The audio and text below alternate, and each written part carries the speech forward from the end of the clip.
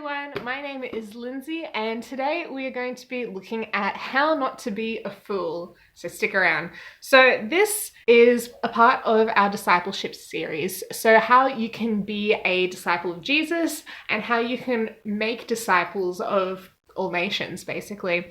So before you can make disciples of everyone else in the whole wide world, you have to learn how to be a good disciple yourself. And so we're going to be looking at a few different topics, or maybe a bunch of different topics on this discipleship sort of thought.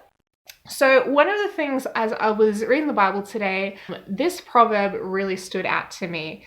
And it's Proverbs chapter 15, verse 5. It goes, "A fool despises his father's instruction, but he who receives correction is prudent."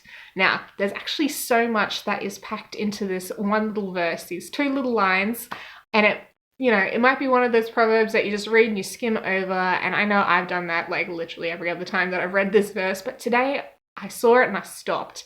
And so I started unpacking what all of these words mean, and yeah, there's a whole bunch that we can get out of this. So let's get into it. So let's read through it again and I'll just stop at different words and sort of unpack what they all mean. So a fool despises his father's instruction. Let's go there. So despises, I looked up what this word means and I'm like, okay, it sounds like not a great thing. It sounds like, hates or whatever. But what it actually really comes down to is disregard and disrespect. It's a verb. It's something that you do. So, all right, let's move on from there for a minute.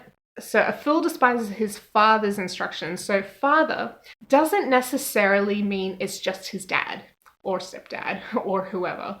So a father in biblical sense can be somebody who is an authority, somebody who is a mentor, or even sometimes we call God the Father, our Father. So this person who's a fool is disregarding, is disrespecting his father's instruction, and that could be his mentor, it could be his boss, it could be God himself, anyone who's an authority over him, or he's invited into authority over him. And so a fool despises his father's instruction. Now, instruction can mean a few different things. It can be detailed information about how something should be done or operated. It can be wisdom. We see instruction and wisdom closely tied together in the Bible, especially in Proverbs. It can be a direction or an order that you're given, or it can be teaching and education. So the detailed information, the wisdom, the direct order that you're given, or the teaching and the education that you've received, if you choose to disregard and disrespect this from somebody in some kind of position of authority over you, then you're considered a fool. So if you have a pause for a moment, please don't click away because this is rough in the first 3 minutes. Yeah, just have a think. Is there anything that God or somebody in some kind of position over you has told you to do or has given you instruction to do, and you've decided to disregard that at this point and decided that that's not, lining up with your ideas about things, so I'm just going to move on? If that's you, then I'm sorry to say it, but right now you're behaving like a fool.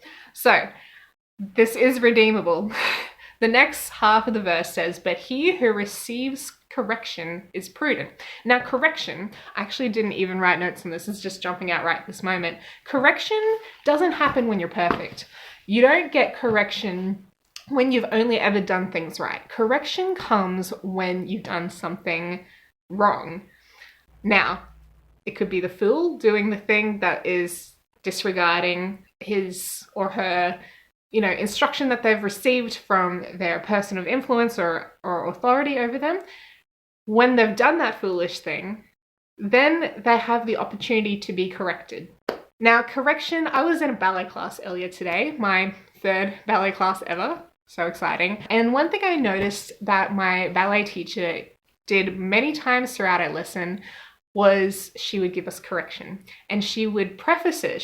Before she gave us the correction, she would say, now correction is a good thing. Correction means that you get to grow. All right. So everyone, when I correct this one person, whoever it might be, everyone else, you need to take notice just so you can get it within yourself. And so you don't have to get corrected on this point later on. And so you can learn this thing. Okay. So everyone's probably going to have issues and in different things. And if you watch the corrections that are given to other people, then you get to learn and grow. And the person who's being corrected, it's a good thing too.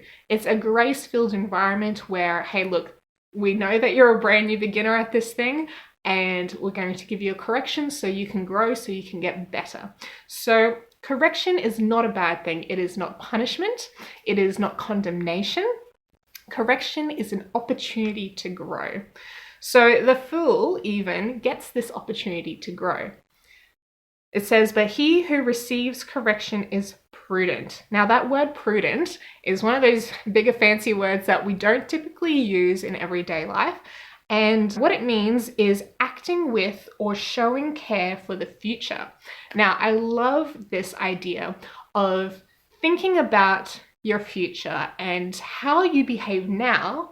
How is that going to impact your future? Does future Lindsay like what current Lindsay is doing because of the impact that current Lindsay is having on future Lindsay? That is a question that I come back to myself with on a regular basis.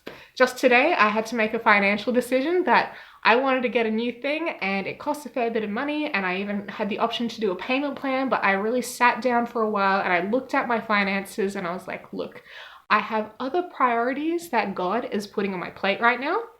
He's saying you need to think about these parts of your life right now. It's about my health. It's about my personal growth. It's not about getting a new gadget. And unfortunately, there's just no extra space in my budget to get that thing that I want, that I don't really need, but I want it.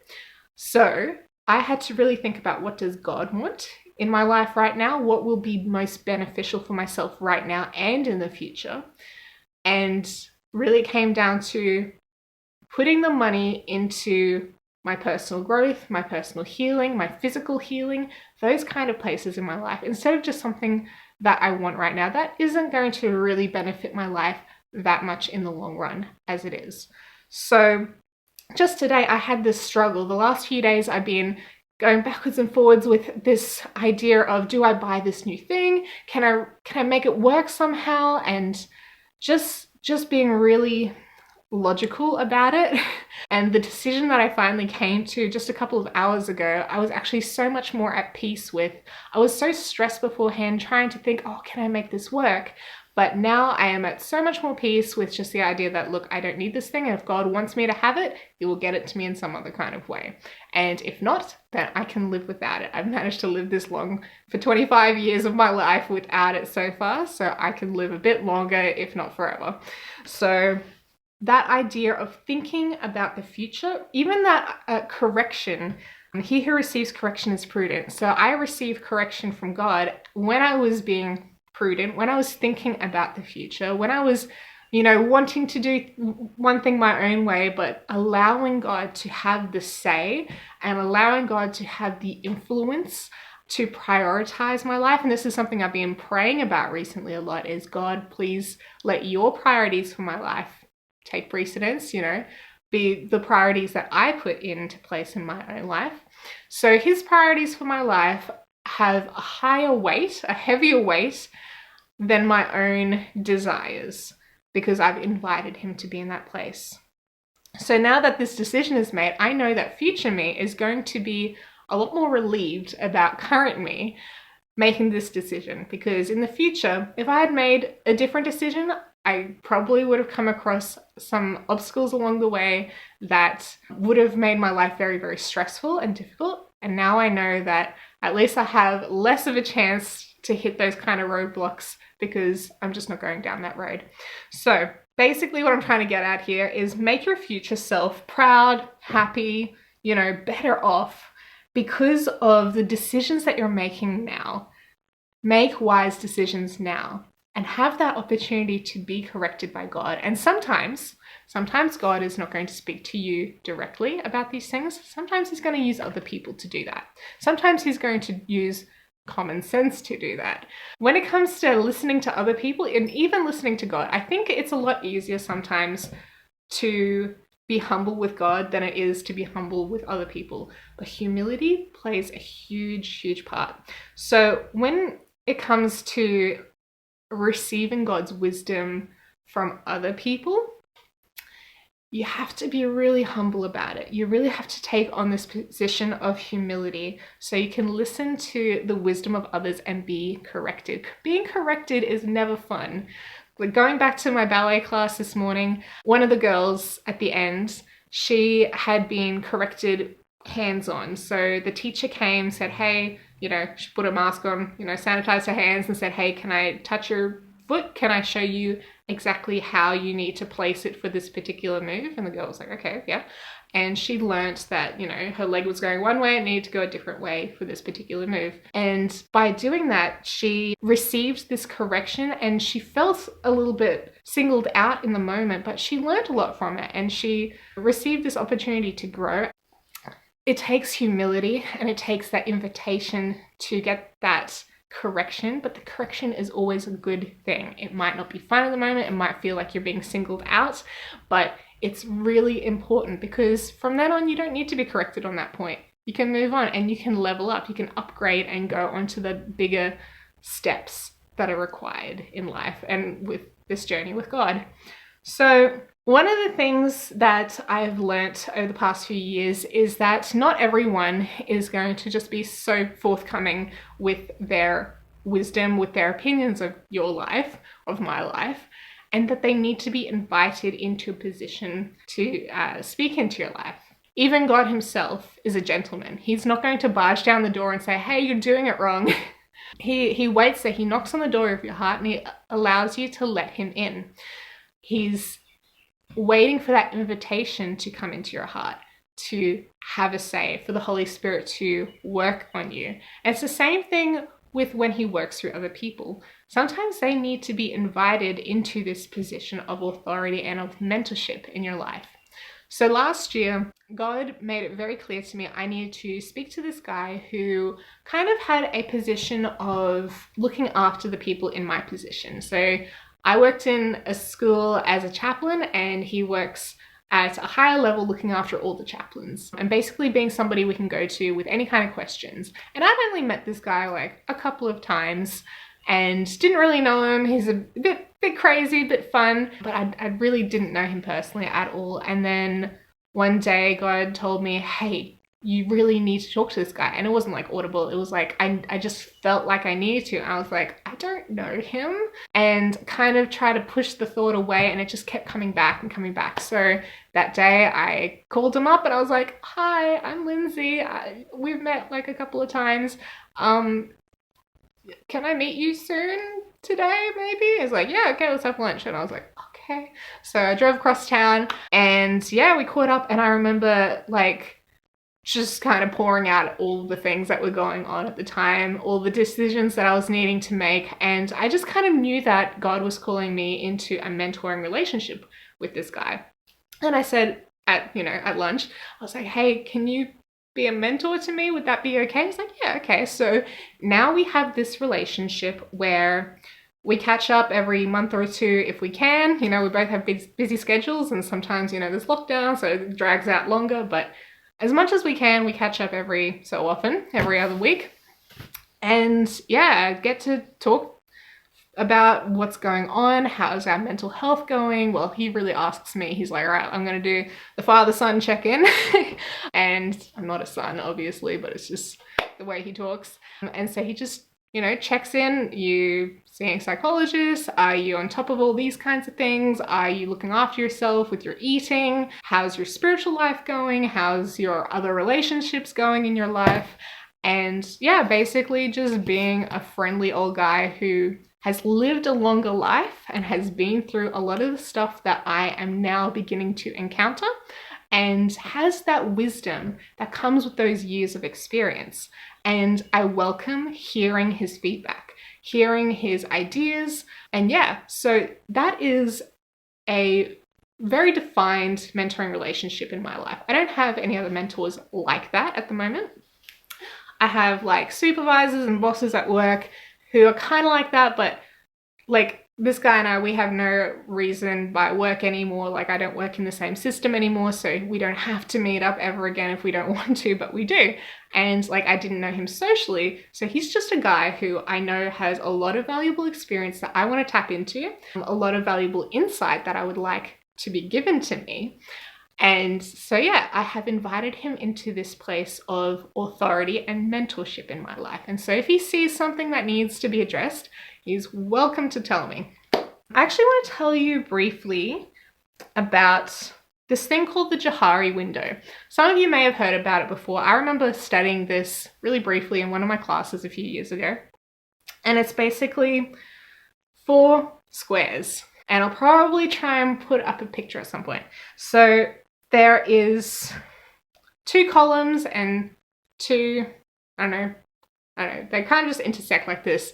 And at the top of one, it says known to self, unknown to self, and then down the sides, it says known to others and unknown to others. So this is the self axis and this is the others axis. So if I know something about myself or I don't know anything about myself, it's in this sort of direction. And if somebody else can see something about me or can't, it shows up in this section. And so there is the open self. So that's where I know something about myself and the other person can see that about me. But there is the unknown self or the blind self, where I can't see an issue or even a value about my own self, but another person can see that thing. And then there's another square that is the hidden self, where I know that there's an issue or there's something good or anything about myself, but nobody else in the whole wide world can know that. Like, it's completely hidden to everyone. And then there is the unknown self entirely, which only God knows. Luckily, at least God knows. But that's where I don't know something about myself and nobody else knows that about myself either.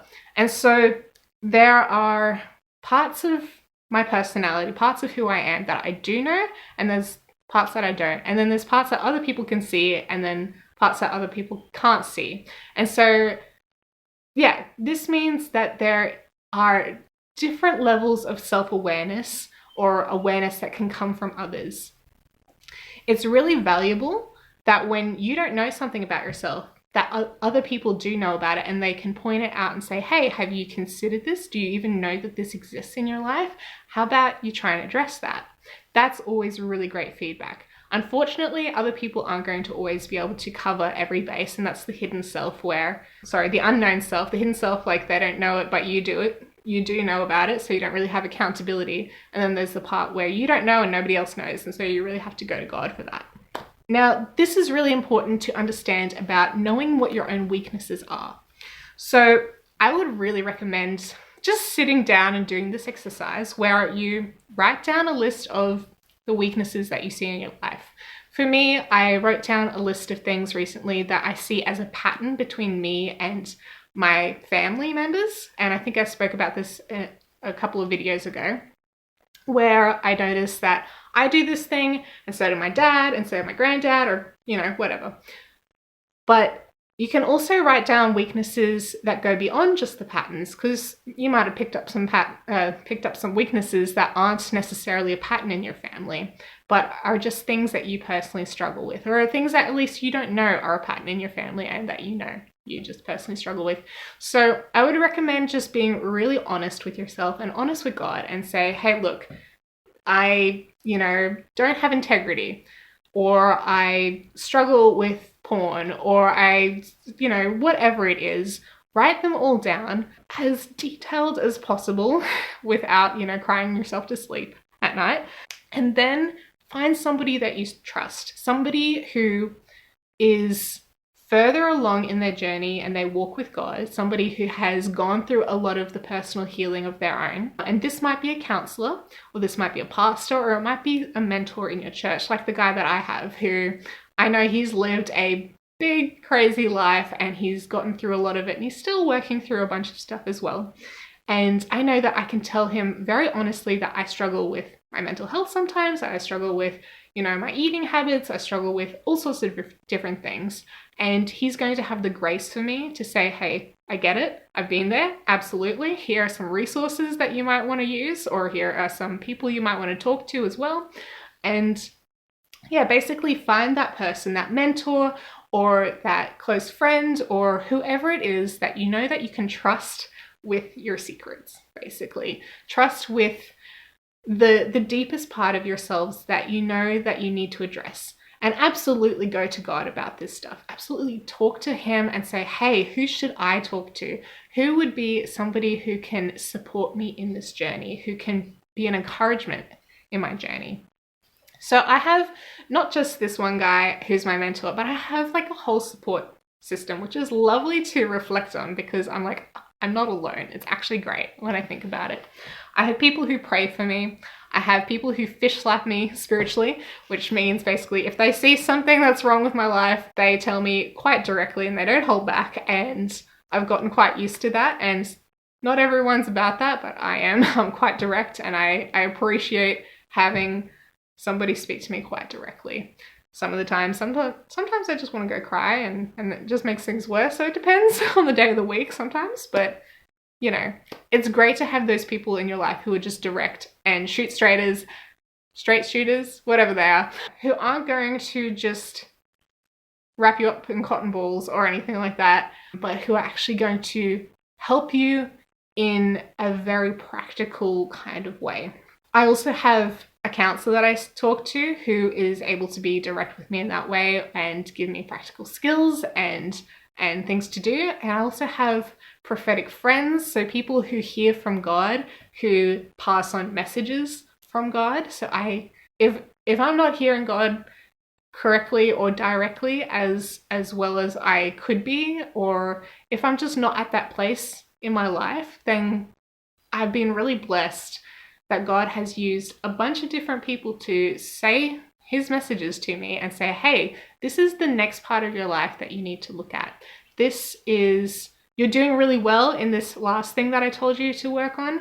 And now this is the next level. You know, you've taken on that correction and now we can upgrade to refining it even further and getting it even more worked out. So it's great to sit down and have a think, who are the people in my life who I can trust in different ways, or who have different skills and who are assets to my life in different kinds of ways. And then invite those people into this position of authority and say, hey, look, I need this accountability. Hey, look, I need you to, you know, is there anything that you see about me that you think could be changed, that you think is not in line with how a Christian should be living, or how somebody who, you know, is in a relationship with God, is this lining up? Is there something that I'm missing? What is it? And can you please just be honest with me about it? None of these people can make my life any better. They don't have that power. They don't have the power to just flick their fingers and say a word and then my life is now better just because I've invited them into this place to speak to me. That's great. It's great to have them there and speaking, but at the same time, you actually have to take the action to put the correction into action. You have to actually put it to use. So I have to choose to listen and to submit to their wisdom and invite their input.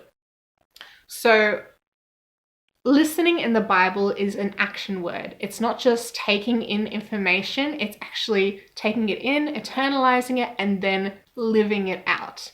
So it's no good to me if I have mentors and all these people around me to support me if I'm just using them as a crutch. I need to actually go, all right, I've heard you, I've chatted to God about this, and it all seems to line up, and now I'm going to take steps in the right direction to rectify this issue, to take on the correction. And so now my future will be better because I have thought about how the future will be impacted by my current actions, and I am now taking different steps into a better direction based on the input that I've received from the other people in my life. So that is basically the breakdown of how discipleship kind of works, how, well, at least one part of it, and how mentorship especially. Mentorship is a key part in discipleship. It's not the entire thing, absolutely, but it is a very major part. So if you can have good mentors, if you can take on what you hear from them and put it into practice, then you can become one day that great mentor to the next generation. Thank you so much for watching. I really hope that you found value in what I've shared with you today. If you did, please give it a like, subscribe if you haven't yet. Share this with somebody you think might need to hear this, and absolutely take it on board and let me know in the comments how you have made at least one small change in your life based on something that you've heard here today. Thank you so much. I will see you again next Friday. Bye.